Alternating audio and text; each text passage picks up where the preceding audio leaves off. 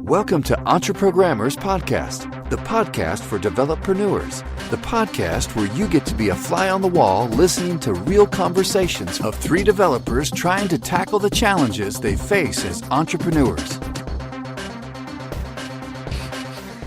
All right, we're live. We're live. We are live. Chuck will be joining when he gets his... He's having problems. So yeah, now I can tell you guys my hardware report. So I've got two. The one thing is, like, I figured out why iPhones, got rid of the jack, and it's not what you think. Because they want to make money. No, you know what it is? It's because of a problem, and I talked about this problem before, and I have it now on my iPhone 6S or whatever it is this headphone jack, it gets debris in it. Right. And when it gets debris in it, it becomes it messes up the audio from the internal speaker on the phone, and Apple hasn't been able to fix that. Oh. And so and they ignore the problem, and they pretend like it's not a real problem. Right. And they tell you you're just an idiot, right? You know, they're the classic thing. Classic Apple move. And then they have all their shills on the Apple forums that say, "Oh, you must be the biggest idiot in the world because all my Apple products work absolutely perfectly," right? Yeah. They must pay shills on the, and so that's why they're getting rid of that's why they get rid of the headphone jack. I'm convinced of this now because this has now happened on 3 phones of mine. I must carry a lot of lint in my pocket. I admit that I am a lint carrier, but yeah, it's broken again. So you collect lint. You should stop putting the lint in the headphone jack when you collect it. Oh, this is nice. I'll just fit that in there. I do have some amazing. They were also able to make the iPhone, whatever the latest model is, 7 or whatever. They were able to make it far more water resistant without that headphone jack.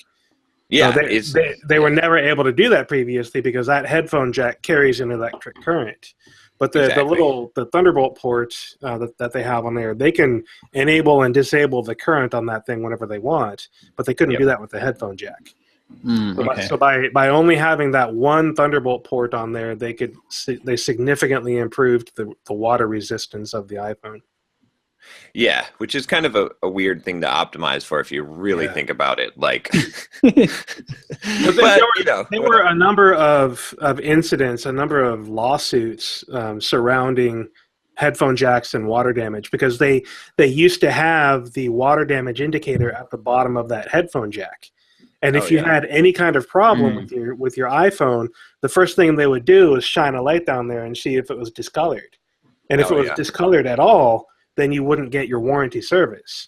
And so there was a big class action lawsuit against Apple for that because Apple is selling all of these exercise-related armbands and stuff, and sweaty people would inevitably get some kind of moisture inside of their headphone jack and void their warranty.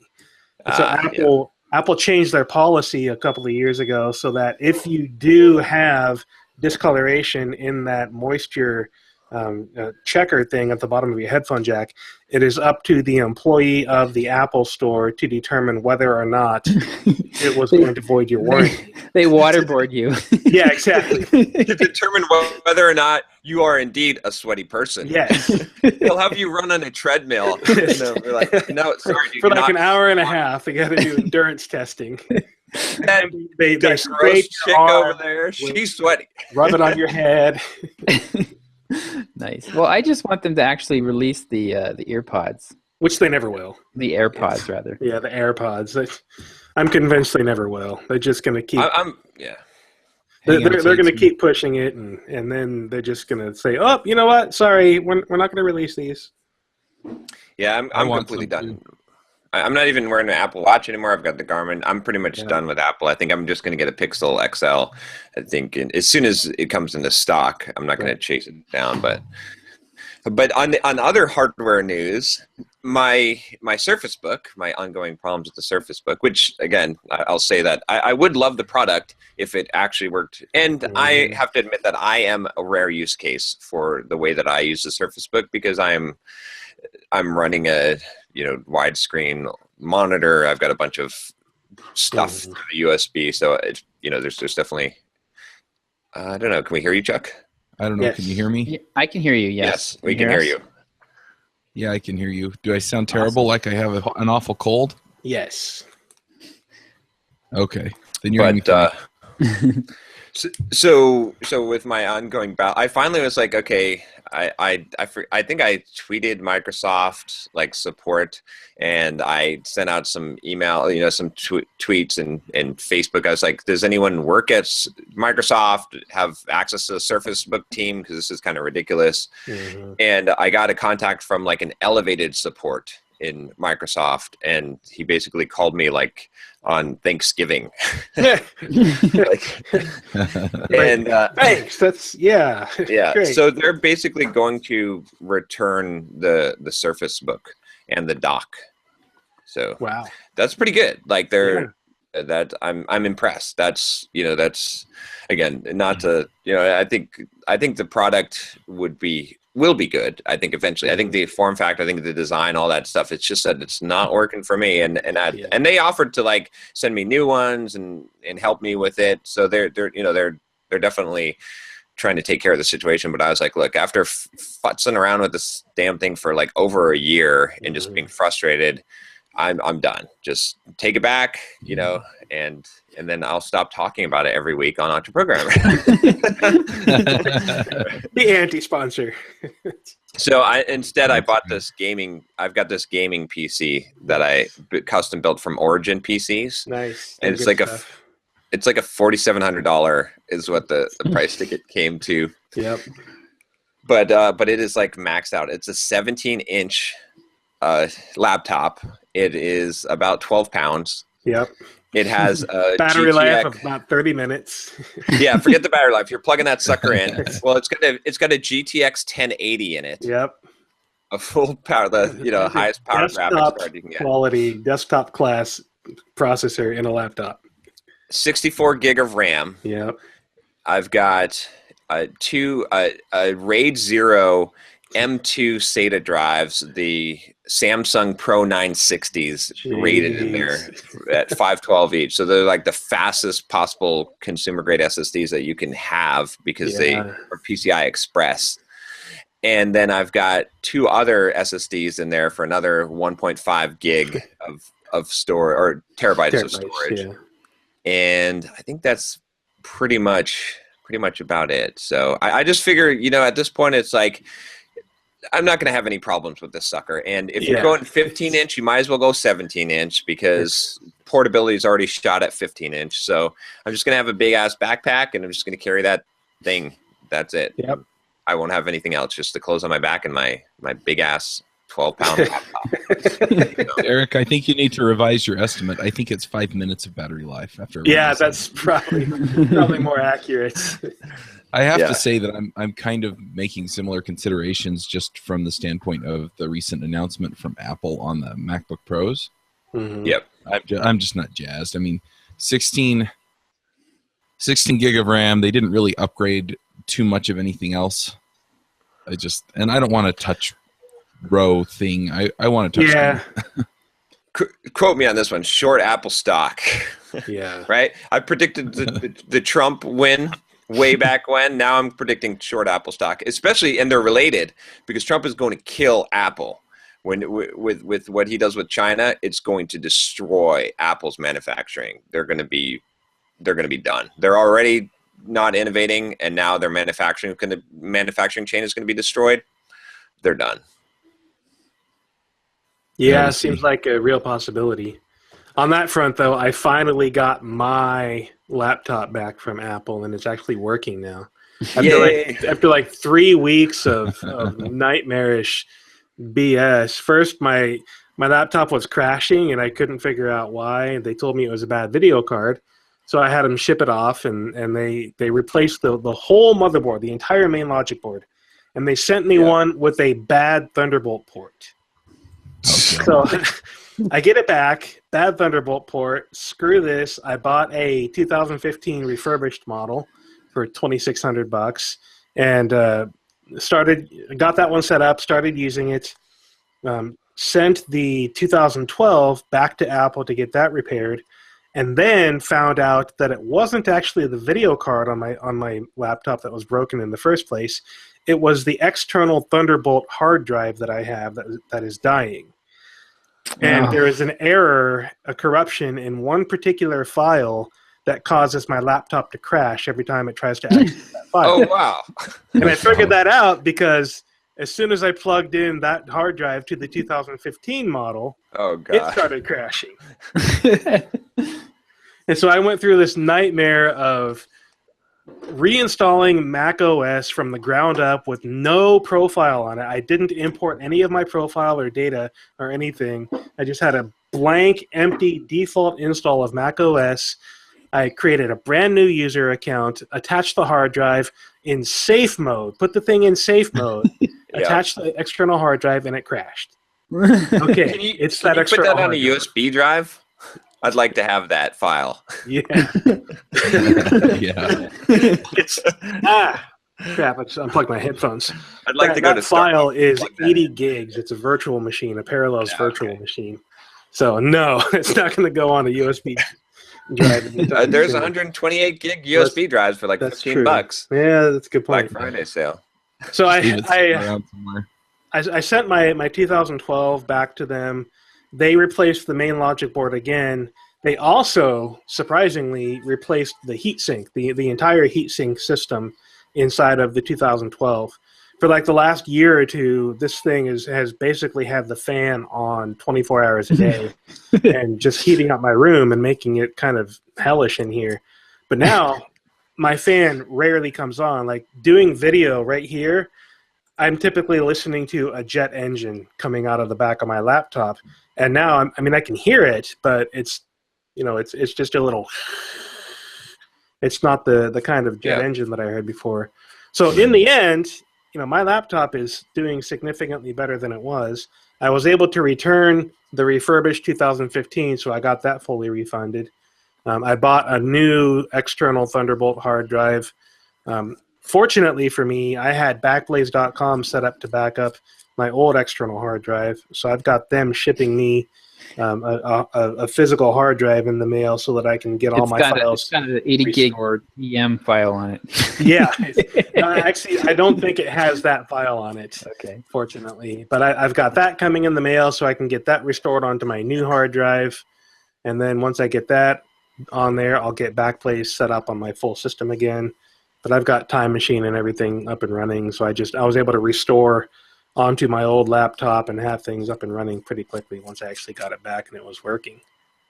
But geez, what a nightmare it was. So I'm Hey, at least you have it back. yeah. In the next year, I probably will buy the 2016, maybe the 2017 revision of the MacBook Pro. Not because I care about that touch bar at all. I played with that thing in the store and it's like, meh. Whatever. Yeah, I've had computers that had something like that before. Yeah, it's not a new idea. That's for sure. But the 2016 for me is a significant upgrade. The memory is like 3 times faster. The processor speeds are about 20% faster, and the hard drive speed is like 3 or 4 times faster as well. So and then the video card. Is not only faster, but it has 4 times the memory. I've got a 1 gig video card in this, and they come with 4 gig now. So for me, it is a significant upgrade, even though it's still only 16 gigs of memory. But I'm still paying down debt that I built up this year, and not wanting to spend any money at all right now because of that. That sounds like a good plan. Yes, and I'm doing that very quickly as well. I paid down $5,000 on my credit cards in November, and I'll probably be able to put another $3,000 onto them in December. If things continue to go well with Watch Me Code, which they are picking up on subscriptions recently, then in January, February, I should probably get all of my credit card debt paid off again. Nice. Derick's kids aren't getting Christmas this year. Exactly. It's all going to the credit card company. Yes. Sorry, kids. Daddy needs a new laptop, so forget Christmas. That's right. But yeah, Watch Me Code. It's been interesting. I did my my Docker launch a couple of weeks ago, 3 or 4 weeks ago, and that basically did almost nothing. I sold like $600 worth of it, which was really disappointing. But in that same week, as I was running the same 2 weeks that I was running that launch, I got like 6 new subscriptions 2 of which were annuals. Oh, nice. Which was really nice. And Now, I've had 3 or 4 new subscriptions since then. So I'm picking up the subscriptions pretty well here. Now with the Docker launch, how would that have worked? So if someone got an annual subscription, would they get the Docker content? Yes. Okay, yeah, so that might have actually influenced. So you might have gotten more out of the Docker launch because someone might have gone there and they might have said, "Oh, I want this," and then they might have said, "Well, wait a minute, why don't I just buy a subscription and then I'll get this?" Exactly. So that might actually be good. So, yeah, definitely. So I was hoping for that $8,000 launch like I've had in the past with RabbitMQ and stuff, but it even considering the subscriptions that I got, it came out to $1,500, which is kind of pathetic. I did a Cyber Monday sale as well, where I offered. It was a really small offer. It was basically just anybody that signs up for the monthly subscription today would be able to get into the Watch Me Code Slack, which is something that I usually reserve for the annual subscriptions. And I really didn't get any response to that. I think I had a total of 2 new subscribers that day, only one of which actually asked for access, but did it just through email instead of through the mechanism that I had set up. So I don't even know if they received that Cyber Monday email. They may have just been looking at the site and emailing me anyways. So that was relatively disappointing in terms of the deals and launches and stuff like that. But I mean, overall, the subscriptions appear to be growing. I'm up to 347 active subscribers right now. The last annual subscriber I had was about 12 days ago, but I've had 1, 2, 3, 4, 5, 6, 7 monthly subscribers in the last 12 days, 11 days, 2 of which in the last 2 days. So it's overall going pretty good. I brought in 3,400 on subscriptions in November, another 600 from the sales. So about 4,000 total for Watch Me Code in the month of November. That's good. Nice. Sweet. Yeah. Very cool. So I found somebody that's actually getting work done for me, which is super nice. Nice. You're paying them and they're doing work? I know. Imagine that. What a novel idea. Yes. Yeah, I found her on UpWork. I put a project out to have people do research and list out like NoSQL databases, NoSQL speakers, members of the core team, stuff like that. And she was by and far the best person I found there. And so I was like, "Hey, do you want a little extra work?" And she's like, "Sure." I'm like, "Okay, well, I need you to email these people." I have this entire business. Yeah, I didn't tell her that. I just turned around and said, "Okay, can you reach out to people and can you do the same research for DevOps?" And it was a little late on the NoSQL stuff, so I just canceled the conference, but because it was supposed to be next week. And I just didn't have any speakers or signups, and I was like, "Okay, I need to scramble to get this together." And I was like, "No, I didn't." So I just canceled it. I'm going to email the 2 people that bought tickets and the 3 people who had agreed to speak, and I'm just going to be like, "Nah," And I spent money on her working on that list, but I can always use it later. You should just like connect them together. Like they'll enter the conference and it'll just be them. Yeah. But anyway, so she's emailed probably a couple hundred people for DevOps Remote Conf to see if they'll speak. Nice. And so I've probably got enough proposals now to fill the conference if I wanted to just accept all the speakers that have submitted. Nice. But anyway, it's looking pretty good. So I'm probably going to start accepting talks next week and then send an email to my list and launch. Nice. Very cool. But yeah, I'm probably going to start handing her more stuff that's a little outside of the email people or find people to email. But, for right now, I'm pretty happy doing that. I'm probably going to actually have her do that with JavaScript as well.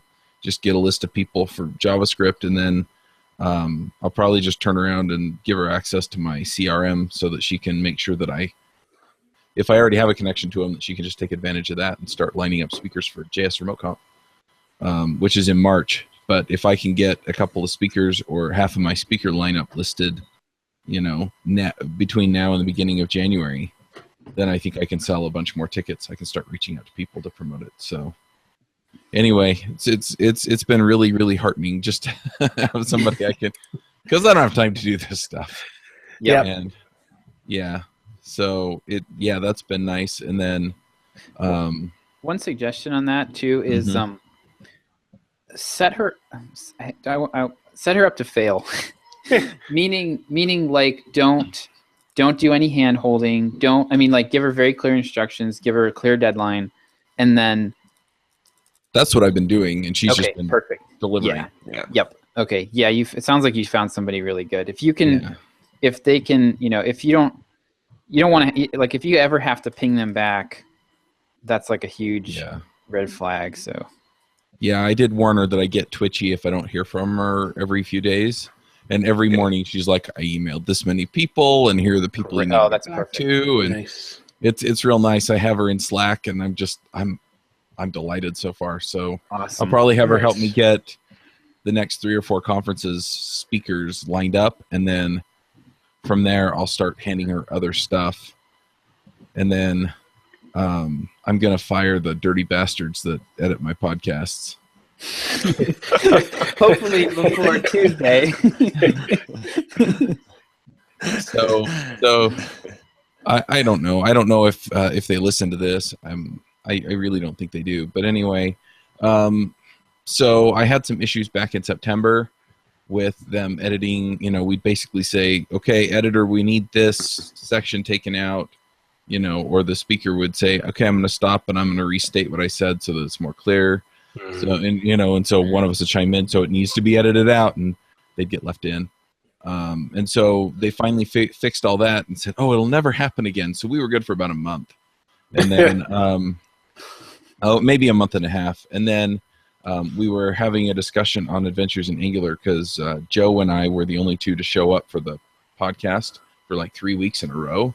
And we had a discussion afterward. He's like, dude, maybe we need to find some more panelists just so that if people can't make it, we can kind of, we'll have enough people to have a more dynamic discussion. And, we talked a little bit about that, a little bit about diversity, and a little bit about, there was nothing in it that was like, would have made people mad.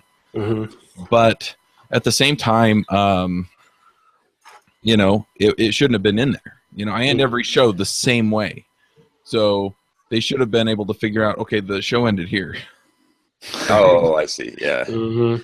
Because this all happened afterward, and so it got left in. I got probably about 10 or 15 emails from people, and it was just, I wasn't offended or anything, but it sounded like it was supposed to be a private conversation. I'm like, So I went to him and I said, hey, can you take this out? Because it went out on Thursday, Thanksgiving, and on Friday I just took it down. I took it out of the feed. I took it off of the website, and I emailed them. I said, hey, can you fix this? And they're like, yeah.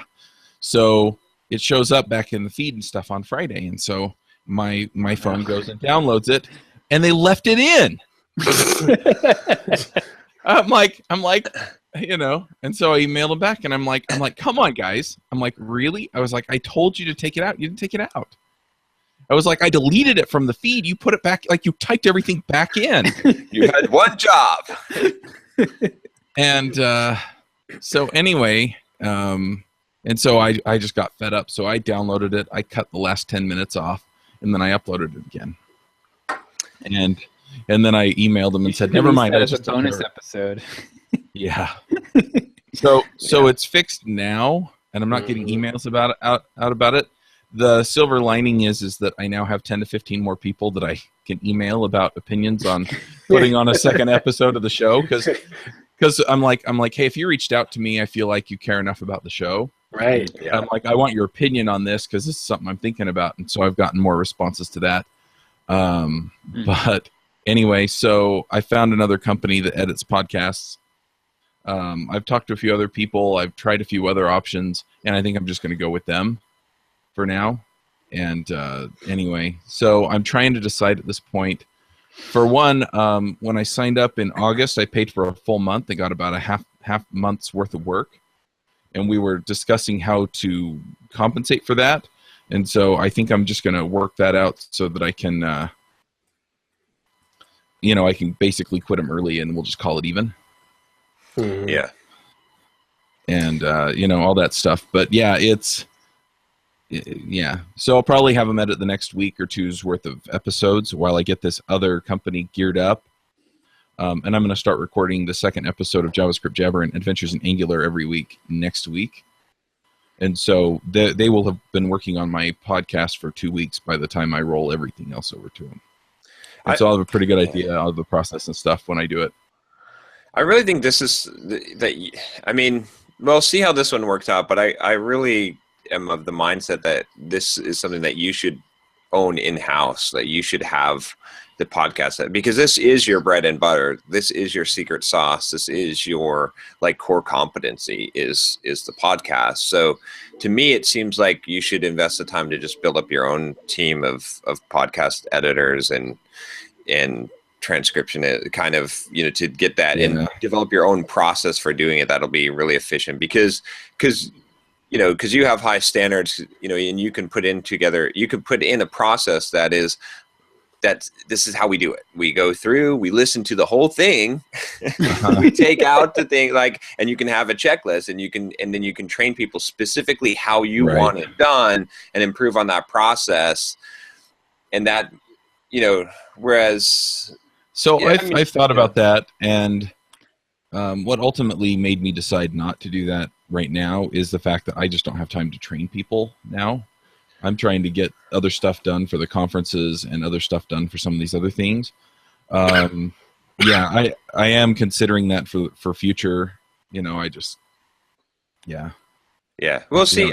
See how this new company works out. But even if they do work out well, you might want to start thinking for the future to when you get the bandwidth to do this, because like I said, this is your core competency, and I think you can see a lot of value. You can have a big value there by owning it. Yeah, I think that was the trade-off that I was weighing in the first place, was control instead of convenience. Yeah. Mm-hmm. And for right now, the convenience one is just where I'm at. But yeah, I'm definitely thinking about it for future stuff. If they work out beautifully and they get it done to my level ongoing, I may never switch off them. But I'm kind of not worrying about that decision right now. And if it comes up to where I'm like, okay, when I signed up with them, they were editing 6, 7, 8 episodes a week. Now I have a dozen. And, I'm feeling like if I bring this in-house that we can, offer something different or do something better with it or something like that, then I'll come back to it. Cool. Yeah, I'm kind of, I was a little bit in that same boat unintentionally. When I had to let go of all of my contractors a few months ago, it was originally like, oh crap, I have to stop doing all these other things that were helping grow my business so that I can manage all the things that these people were doing. But now at this point, I've unintentionally updated and improved a lot of what my contractors were doing for me. Like my video edits are better. I've got video of me in them now. I've got, I've improved the intro and outro. I've done all these things that probably would have never happened if I had just maintained what I was doing, because I never looked at these things anymore. I just handed it off to other people and never thought about it. So there is that balance of, convenience and time and improvements and everything. It's more difficult to improve something that you're not in complete control over, but you need to have the time to be able to control it, at least for a while, so that you can improvement, and then start outsourcing it again. It's that ebb and flow cycle of take control to improve it, release control to maintain it, and move on to other things. Yep. So yeah. Go ahead. Sorry. I was gonna say I'm almost done with the book. Nice. Yay! Two chapters left. The 3 books. This is the part where you run out of steam. Yeah, I'm at 173,000 words at this point. Holy crap, dude! That is seriously 3 books. The Encyclopedia Britannica. It is big, but I think this is going to be huge. I mean, if you think about it, like, I mean, it'll probably be a 2-volume tome, and it's just going to be a lot of value, I think, for the price, and I think we'll be able to market this really, really well. I think we'll be able to get the top #1 spot in Amazon for the book, and my aspirations for the book is to make it the best selling software development book ever at launch, at least, right? Like to have sold them more copies than any other book at a launch, and I think we can do it.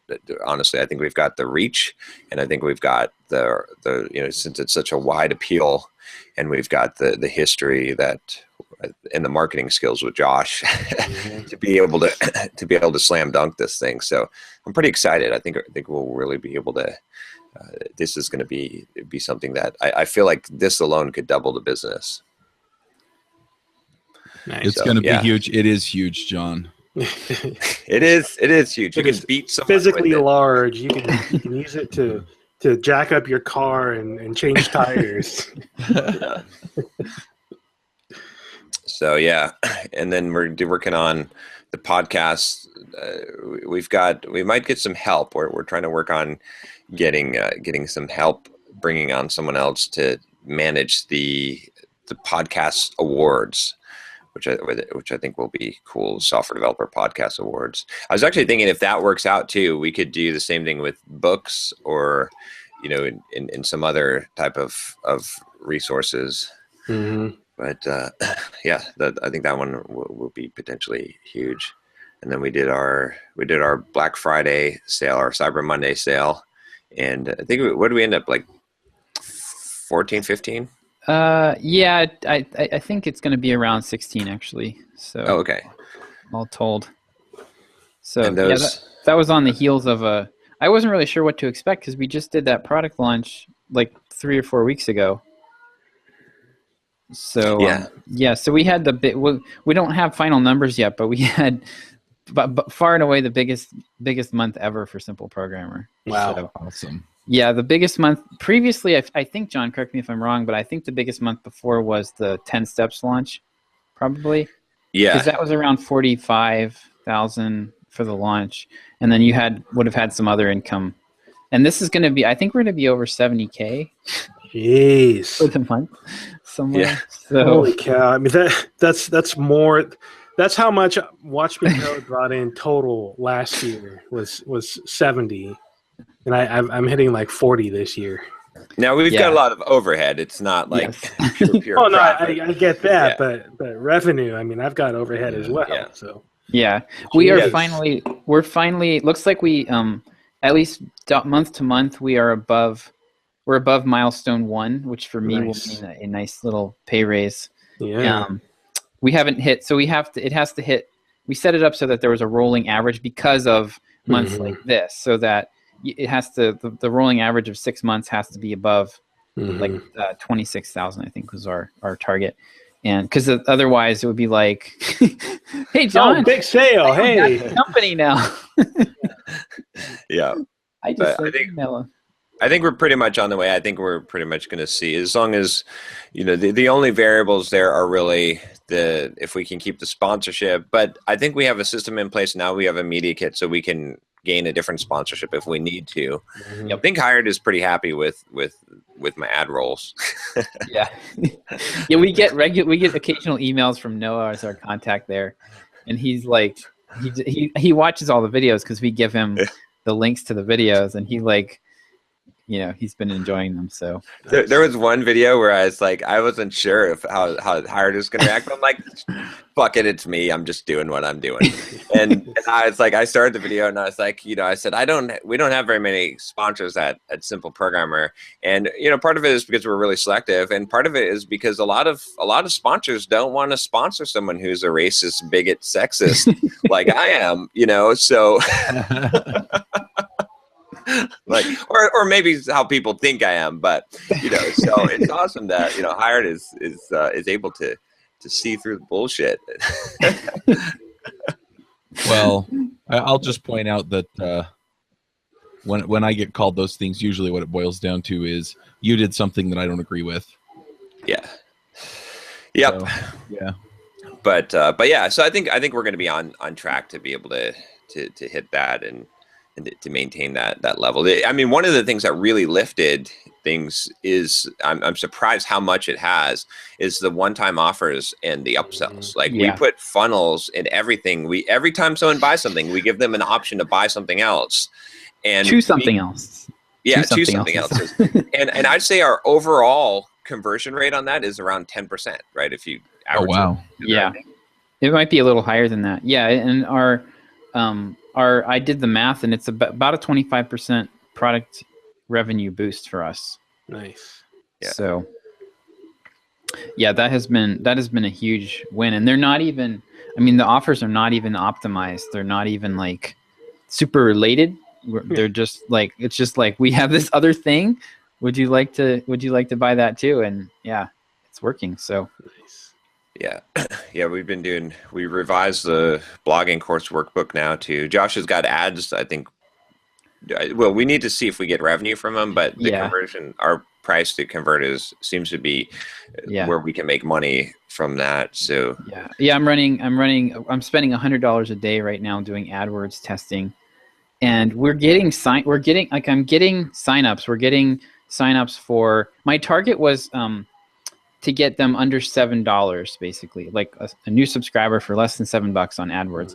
And one of our channels, one of the groups of ads that I'm running is averaging like around $2.50. Nice. So I'm like, but the thing is that's killing me is I'm tracking the customer value in Drip, and I've gotten 200 signups now and no purchases. So I don't know. Yeah. So I don't know if this is going to work. I still don't know if it's going to work. I think, unfortunately, we're going to have to spend probably about $5,000 to $10,000 and just buy like 1,000 subscribers and see over 90 days or so, see if we're getting any revenue from that.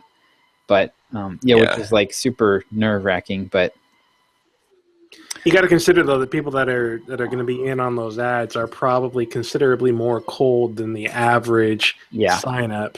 Yep. I mean, the average person that signs up for your mailing list is somebody that probably already trusts you at least a little bit.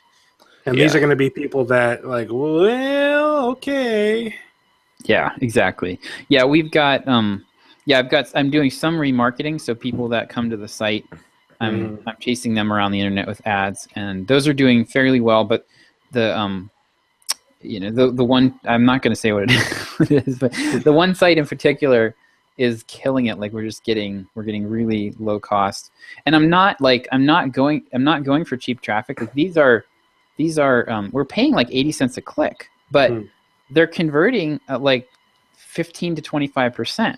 Wow. So yeah, I know, it's insane. The landing page is working really well, and the ads are working well. And like if this works, if we can prove that these people actually will buy from us at some point, then we could just like literally just start spending $10,000 a month, and we'd probably double our list growth. Yeah. Right now. So.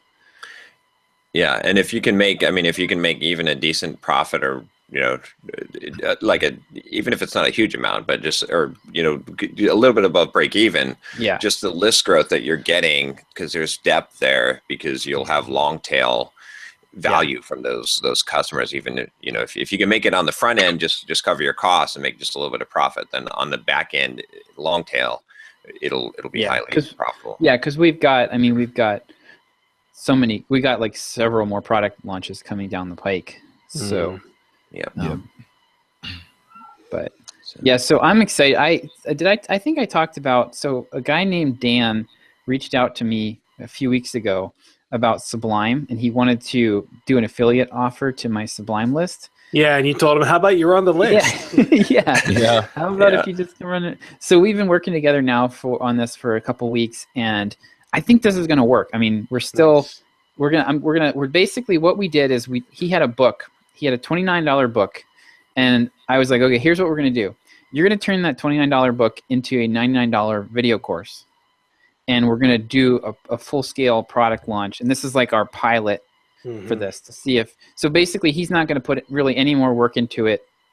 He's actually got this. Now he's got this course created, so he launched it to his own list. So he's already made some money off of it, and then we're gonna launch it in January. So this will be kind of the do or die moment for the Sublime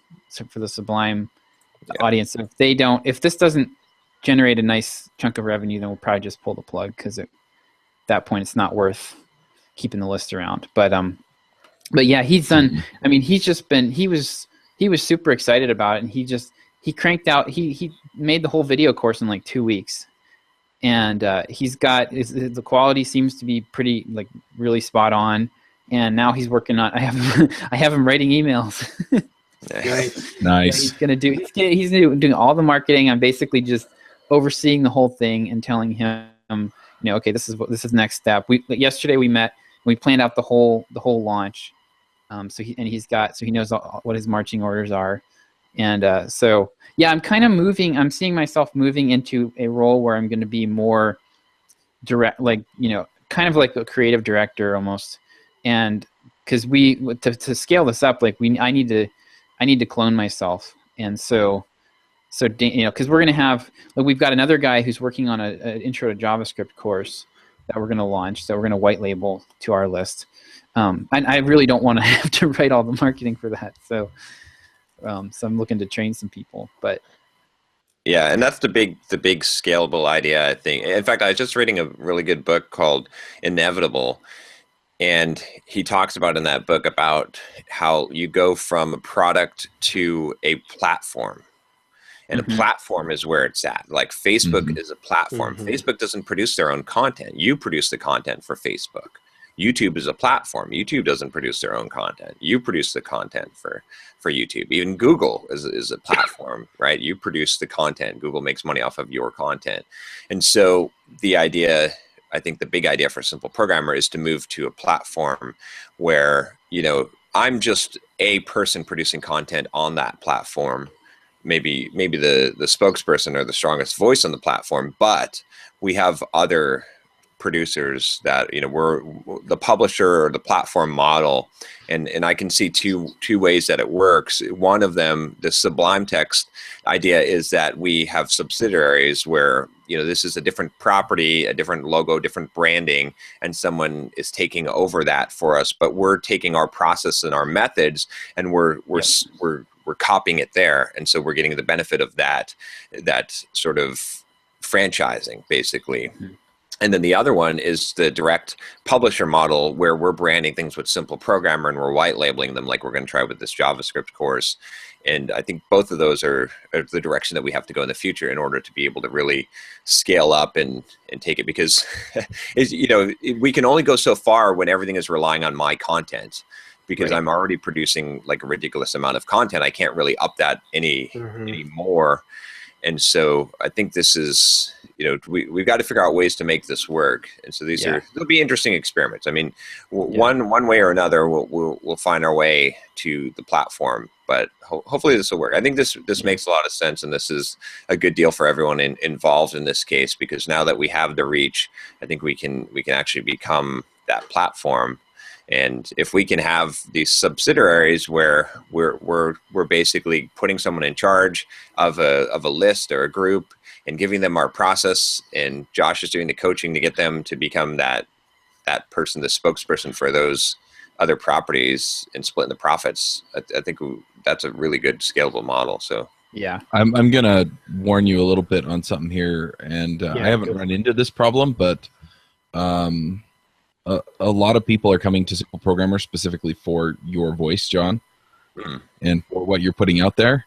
And so if you bring more people in, I think that's the right direction, but make sure that they're consistent with what people are coming to Simple Programmer for. In other words, if somebody comes in and they're popular, but they just don't mesh with what you're doing on Simple Programmer, don't take them. Yeah. And so we've sort of been transitioning. So if you notice kind of what Simple Programmer, the blog has really, we've got more guest posts than my posts now, right? My posts are now the book posts, and I've been moving myself to YouTube, where that's where my content is prevalent for my voice, and that's where I carry the most, right? I think is because that's where I the bar is higher, right? I have a unique set of skills when it comes to YouTube. that other people won't be able to do. That's personality. That is the ability to talk in front of a camera. That is all of those things that are kind of higher bar things. So saying kind of inflammatory things. Exactly, right? Pissing people off. I am good at that. And so that's kind of where I'm envisioning it is that's kind of the idea here where eventually I'll break off and go more mainstream with what I'm doing as more of the personal development person, right? That's not necessarily on the programming side, and then people that want to get the programming knowledge and whatnot will be more on the simple programmer. And I mean, there'll still be some crossover, but it's still vague, it's still fuzzy in my mind, but I'm definitely aware of what you're saying. So I'm kind of moving it like, okay, if you want to see me specifically, here's where you go. It's YouTube, and then that's kind of a channel for me to direct people to simple programmer, because I kind of want to get to the point where I'm like, okay, look, here's the thing. You like what I'm saying. You like how I'm motivating you. You like how I'm telling you how to better your life, right? All these things. That's great. Okay. And how to better your career. And I'm going to keep doing that. But now you want some technical training, and you want it from someone that you trust. So here's what I've stamped. Here's simple programmer. I'm no longer have the ability to give you technical training and do all this other stuff. So here's where I'm going to send you. Go to my site. Go to Simple Programmer. There, we've got excellent trainers there. They're going to be able to take you through the technical stuff. What do you want to learn? So that's kind of what I'm thinking at this point. But we'll see. By the way, Derick, we'd be interested in talking about white labeling some of your stuff. Let's do it. So, yeah, that would definitely be interesting. So, yeah. I think I think there's a ton of opportunity and value in doing that. Yeah. Okay. Oh, by the way, Derick, you were right about the electrolytes. So what did I say about electrolytes? Because remember when I tried to do that fast for over the weekend, and I was just like dying, and you're like, John, you're going to kill yourself because of the electrolytes. Like, you're not replenishing electrolytes. Oh yeah, because you will literally you'll go mad, and your body will shut down. You won't be able to. It's. So I've been investing in Powerade Zero and Propel water, in making sure that I have enough sodium and magnesium and stuff. So I've been doing that pretty much for the last few weeks. I felt a lot better. Yeah. But last weekend, what I did was, so I did my lifting workout on Friday, and then I ate, and that was the last meal that I ate, was that Friday night. Saturday, I got up in the morning, I ran my 10 miles, did not eat all day. Sunday, I ran 7 miles up a mountain, did not eat all day, fasted, just drank electrolytes, right? Just 0 calorie. Monday, did not eat all day until 5 o'clock, did my lifting workout. Not only was I totally fine, I had plenty of energy, but my lifting workout, I set new PRs on that. It's completely fasted for 3 days. So that was the problem. It was electrolytes. Yeah. Yeah, your body needs to be able to send those little electric pulses to your muscles and your heart and everything else. It's kind of important. I mean, unless you're looking for your heart to stop, if you really want that to happen, that's fine. Some people think John doesn't have a heart, so. Well, it's true. He started drinking Powerade Zero, and his heart grew 3 sizes that We get them as a sponsor.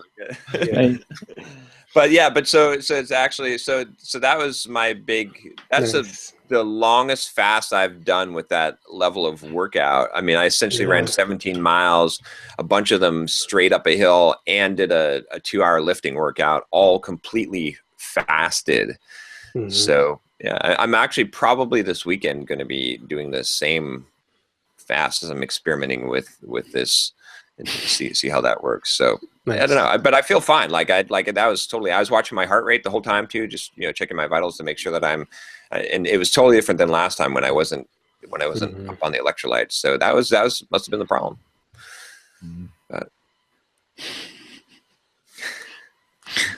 Nice. I love all the stuff we talk about on this show.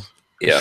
Oh, one other thing I forgot to mention on Watch Me Code, I have team memberships enabled now. I just got that done this morning. Oh, cool. So if you hit the homepage and click that, get your all access pass. There's now a small link underneath of the Join Watch Me Code that says looking for team memberships, and you click on that and you get a big page. I have it set up so that whoever signs up for the team account, they can manage up to 10 people on their account. They get to send invites, add, remove people. Everybody gets their own login name and password and everything. Nice. Awesome. That's really cool. Set that up for it's an annual membership, because I'm assuming that people that buy the team membership are going to be businesses, and businesses don't like monthly recurring payments. Mm-hmm. So I only offer the annual, $19.70 a year for up to 10 team members, which is just the $197 a month, or $197 annual times 10 people. Okay. And that way they can manage it themselves. They don't have to contact me and talk about membership and all that kind of stuff. They can just throw money at me. So part of the impetus behind doing that is there's two things. One of the other guys in my other mastermind group has team memberships set up, and of the, I think it's like 4,000 subscribers that he has, or 2,000 subscribers or something. Oh wow! No, that's not right. That's his mailing list size. I don't remember how many subscribers he has, but he's got like 50 or 60 team accounts on his site, which are paying him, like 10 times whatever his monthly price is. For the team accounts, and he doesn't deal with them ever. They sign up for it themselves, and they manage it and they deal with it, and it's a ton of extra revenue for him for very little work to have the team membership option. And so Restrict Content Pro that I use, they have a team membership plugin now, and I've got the ultimate lifetime subscription thing for RCP, so I get all of their plugins for free. Oh, so sweet. I got that set up earlier this week, got it configured and all the CSS updated this morning, and turned that on this morning. But then the second thing, the second reason that I wanted to do this is because it's December, right? It's the end of the year. Yeah. A lot of companies are going to have training budgets that they need to spend. True. So I'm going to be working on, over the next few weeks, some emails to my mailing list, basically driving a screwdriver into that pain point. Hey, it's December. You've got this training budget you need to spend. Look, I've got this team account that your team could use. Nice. It's a good idea. We'll see if that helps at all. You might want to grab someone on UpWork and ask them to go and make you a list of 500 companies that use JavaScript, that have developers that. Right. It's 500 companies that have software. Right. Boy, this sounds familiar. And you might want to get a little pipeline together, and directly reach out to them and offer them. I was thinking something along the same lines, because this is a big enough sale. So this is like basically enterprise sales, right? So you don't have to wait for them to come to you, because they're so big. You can afford to go after them a little bit more. I was trying to think, like, if there's a way. This would be actually one where you could afford to run ads potentially. Right. Either LinkedIn, you could do LinkedIn ad. I mean, LinkedIn ads are freaking expensive, but I bet. they might let you get the right targeting. They're like, LinkedIn sets an arbitrary minimum click of 250. So like they basically are forcing everyone to pay at least 250. I mean, Google, right. You'd have to be in a pretty competitive industry to pay 250 a click. Right. Yeah. But yeah, there might be some. I think that there's ways that you could. I was even thinking direct mail could be an option. Seriously, it could, because if you can find a group of people that pay very close attention to who buys this and find out everything. Like when somebody buys it, find out everything you can about them, like research them. And if you can find like an audience that seems to really respond, there's all kinds of ways that you could go after them. Yeah, this is big enough price now. This could be you could do a postcard, honestly. Yeah. Postcard mailing just to generate some leads for this.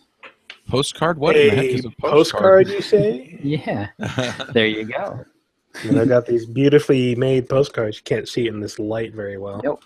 Oh, that's made of that dead tree stuff. It is paper. Yeah. The light's just blurring, just totally killing it. There you go. Nice. A little better. But yeah. So yeah, all kinds of fun opportunity with this and getting the corporate side of things. So we'll see what happens. I just gotta start doing the legwork of getting this in front of people. Yep. Well, you keep on trying stuff, and then that's how it is. You just keep on pruning that tree, right? So, before we wrap up, we should probably talk real quick about the masterminds. I know there's probably some people that are very interested. So I have gotten one response from one of the teams. We've got 3 teams. 3. Okay. Yeah, 3 teams of 4 people. The rest of the teams, I need you to email me the things I requested. Hopefully everyone got the emails. If you didn't get the emails or something, I think I posted on the Slack as well, but I believe that SEAL team, which they have sent me their logo, their cover art for essentially all that we really need from the teams was for them to come up with the name, when they're going to meet each week, how long the meeting will be, and then the cover art. So once I have that, and we need to get that in soon because I would like to start this whole thing in January. Once I have all that, what my plan was I was going to go in and set up YouTube channels for each one of the teams, set up Libsyn off of our Libsyn account, off the Entreprogrammers one, set up new Libsyn accounts or new podcasts for each one of them on there, and then basically give them the instructions on how to do a live broadcast like we do for this. And then that's it. I think that's pretty much it. Once we've done that, then we can kind of turn them loose, and they're responsible for just doing their weekly show and doing their meeting. And then, Eric will pick it up from there. So, I guess there's one other thing we have to do on our side here is we got to figure out how to do. I'm thinking for now, like in the interest of bootstrapping this and MVPing this, is that for the payments, what we would do is, Derick, you might have an idea on how to do this. Can we just set up a subscription in PayPal since we're just using the PayPal account at this point, and just manually set it up for each person for $50 a month, or have something that they can fill out to quickly subscribe to that, and then we're only managing 12 people, so yeah, I should be able to. I mean, there's plenty of ways to do that. You should be able to, like some of the charitable places I make donations to. They allow me to use PayPal, and they do recurring subscriptions, and it shouldn't be difficult to set that up. There should be some pretty easy options in PayPal to give people a link to, give me this much money a month. Okay, I think that'll be probably the best way to go for now. I mean, eventually we need to figure out how to turn this probably in an LLC. Right. I think right now I'll probably get it, but that's all right. It's not a huge deal at this point, but we'll want to set it up and do all that. But we should make sure this is running first before we really worry. So do you want to work on that piece, the subscription? Yeah, I can spend a few minutes on that. Things are getting pretty hectic around here with all of the end of year stuff with my kids and school and then Cub Scouts and everything.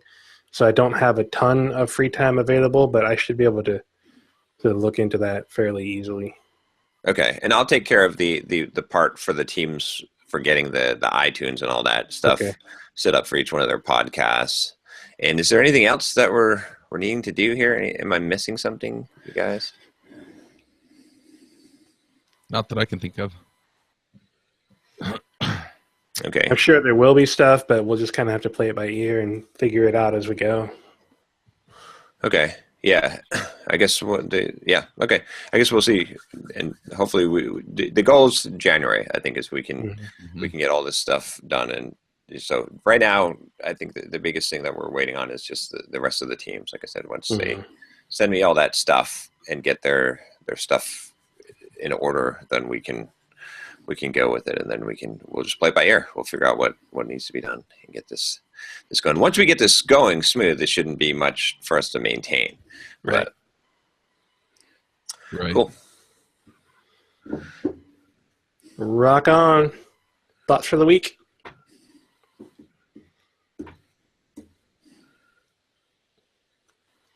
So I'll jump in here real quick. Sometimes things don't always go to plan. I mean, I've basically been in bed for 3 days, just because of this cold. I mean, I haven't felt bad. I've just been really congested and totally wiped out. Like just no energy, just exhausted. And I go to bed and I wake up exhausted. And I think I'll probably be over this in another couple of days. But it's okay for things not to go to plan. Just adjust your plans next week. Make sure that you can deal with that. I mean, it's no fun feeling the way I feel. I have felt ill today, but yeah, just, you just get up and do what you're going to do. Yep.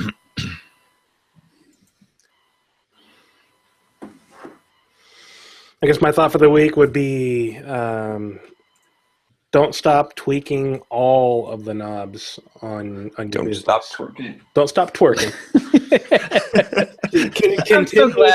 I'm so glad John's camera was raised at head a level little higher. Don't stop twerking the business. But this comes back to I think you've got our show title there. Show title, yes. Stop twerking. You need premium. The business likes it. You need premium onto programmers access to get the lower camera.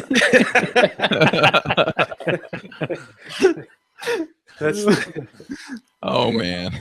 Yes. Yeah, so it comes back to the Baremetrics Josh Pigford blog post from a while back, a couple of months ago. I talked about it before, where he's directly saying, your latest greatest idea is not going to be the thing that launches your business into the stratosphere. It's just going to be another notch, another continuous uptick, and you can't focus all of your efforts on that one thing.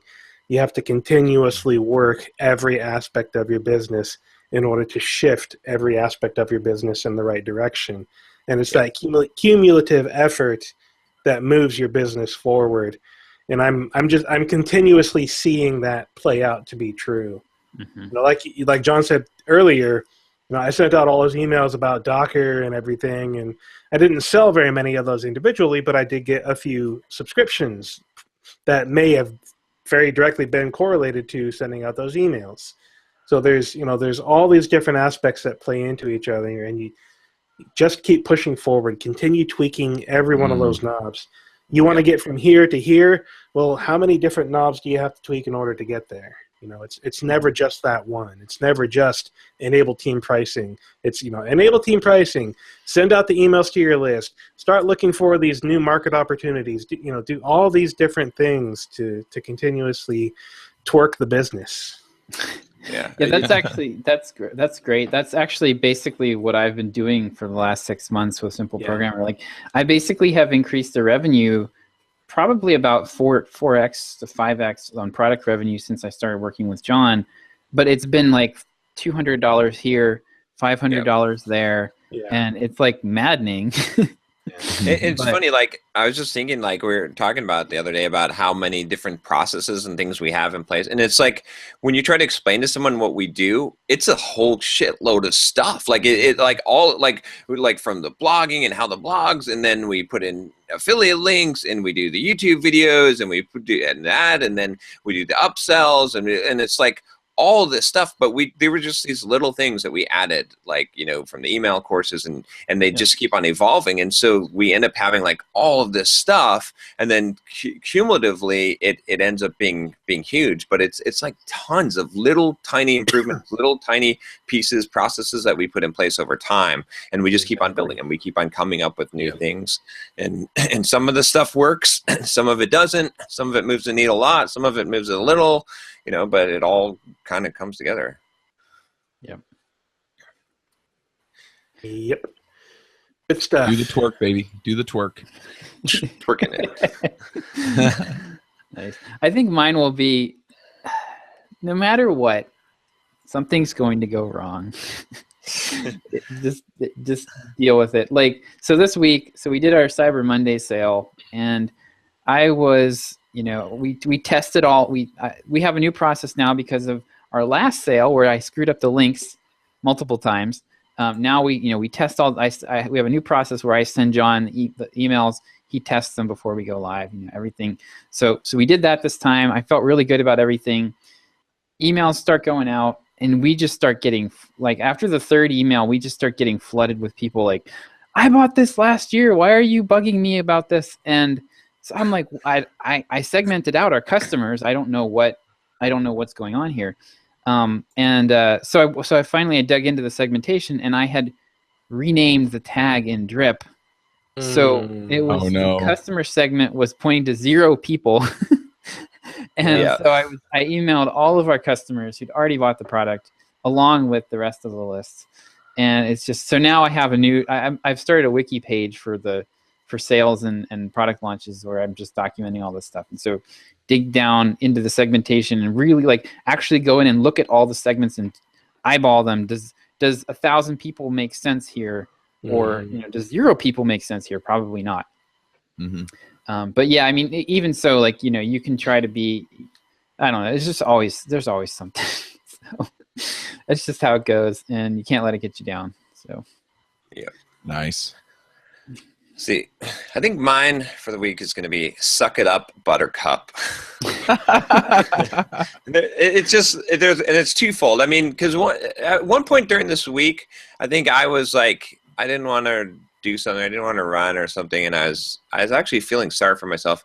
And I was like, you know what? Fuck that. You need to be a little bit tougher. You need to, like, what happened? Are you going to be like a wuss now? Are you going to, like, wuss out and soften up? Like, are you going to be tough? Like, you got to be, success is a lot of it is due to being tough, being able to have a thick skin, being able to, like, just, like, do a lot of stuff that you don't want to do, that sucks. And then the other part of it is, like, I'm, some on my YouTube videos, I'm seeing all these comments from people sometimes, and I'm like, man, I know what your problem is. Your problem is that you're a wuss. You are literally a wuss, and that is your problem. Like, suck it up, Buttercup. Like, life is hard. Life is difficult. Like, just get that through your head and just be like, I am going to conquer. I'm going to be a champion. I am not going to be a weak little wuss whining and crying about every single thing that goes wrong or every injustice in the world. Fuck it. I'm gonna be the man. I'm gonna be a lion. I'm gonna be a tiger. Whatever it is, whatever you want to vision, a freaking eagle. But you gotta, I think that's just something you gotta realize, is that sometimes you just gotta suck it up and just do it. Just go lift away. You don't feel like lifting weights today? Screw it, you're gonna do it, and I was like that last weekend.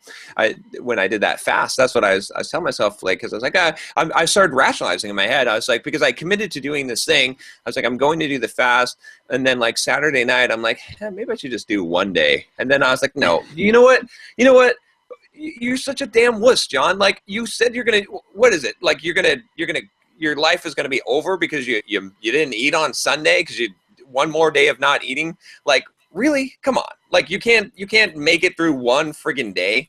Like, so I just started kicking my own ass, and I did it, and I felt great about it. I got the momentum going, and I realized that sometimes you just gotta just kick your own ass, just do it. So right now I'm envisioning John in the movie Liar Liar. I'm kicking my ass. Yeah, but yeah. So there you go. That's it. I think I'm gonna do a YouTube video and tell some of my people, you need to harden the fuck up. Some of you people are too damn soft. Seriously. It might be my new haircut saying this, but I still feel it.